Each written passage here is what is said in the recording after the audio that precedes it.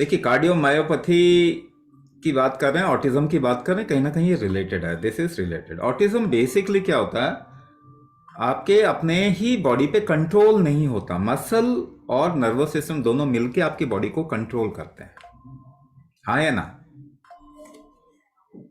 ठीक है ना? तो मसल, ऑटिज्म में मसल डेवलपमेंट या कंट्रोल, नर्वस सिस्टम का डेवलपमेंट, ये दोनों नहीं होता। तो क्या इसको करवाया जा सकता है? हाँ बिल्कुल, 100% करवाया जा सकता है। मगर ऑटिज्म तो जन्म से होता है, बिल्कुल जन्म से हो सकता है ऑटिज्म, और ज्यादातर लोगों को जन्म से होता है, बाद में भी हो सकता है, मगर जन्म से होता है। तो क्या हुआ, अगर ये जेनेटिक है तो क्या इसको बदला जा सकता है? ऐसे कुछ सवाल हैं जो मैं आंसर दे रहा हूं। आपका जेनेटिक्स 99% तक बदला जा सकता है,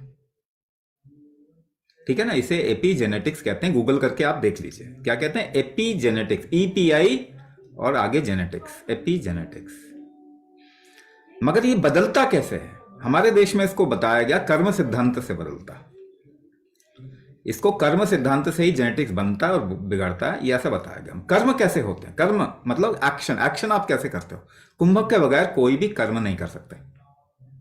विदाउट कुंभक फिजिकल और मेंटल कर्म आप नहीं कर सकते।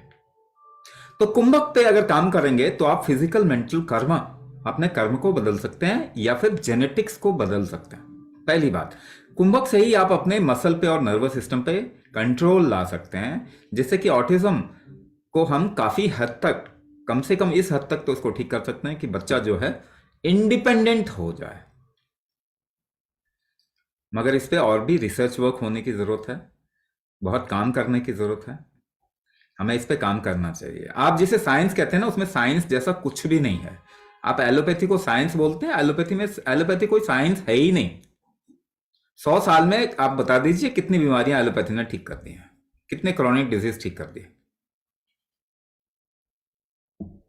एक भी नहीं,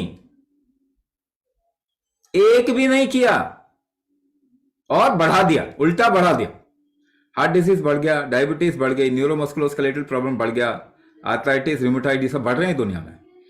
लंग इश्यू बढ़ रहे हैं, डायबिटीज बढ़ रही है, थायराइड बढ़ रहा है, कैंसर 12% के रेट से बढ़ रहा है, हार्ट डिजीज तो नंबर 1 कॉज ऑफ डेथ है।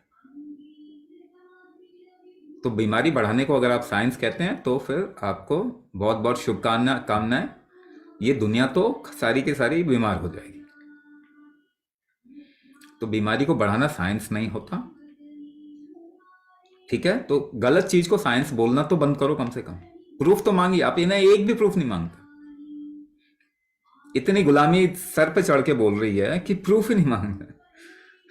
अपना देश जिसने साइंस को पैदा किया, साइंस की घर वापसी जरूरत है, जरूरी होना है। ठीक है, साइंस का घर वापसी करो, क्योंकि आपके पूर्वजों ने पैदा किया साइंस को। आपने बच्चा किसी और के दुष्टों के हाथ में डाल दिया, वो मरे जा रहे हैं। नॉट गुड, अच्छी बात नहीं है। हाँ ठीक है, जनाब। तो एक एक और चीज बताना चाहता हूं, अगर कोई मल्टीपल इशू है ना तो आप नंबर छोड़िए, कोई आपसे बात करके ना आपका डिटेल मांगिए, फिर हम सही प्रोग्राम की तरफ में गाइड करेंगे आपको। क्योंकि ना हार्ट डिजीज का एक अलग प्रोग्राम है ना? हमें लगेगा कि भाई इसका प्रॉब्लम मेटाबॉलिक डिसऑर्डर बहुत ज़्यादा है, तो उसके लिए एक अलग प्रोग्राम है, थायराइड के लिए अलग प्रोग्राम है, कैंसर के लिए अलग प्रोग्राम है।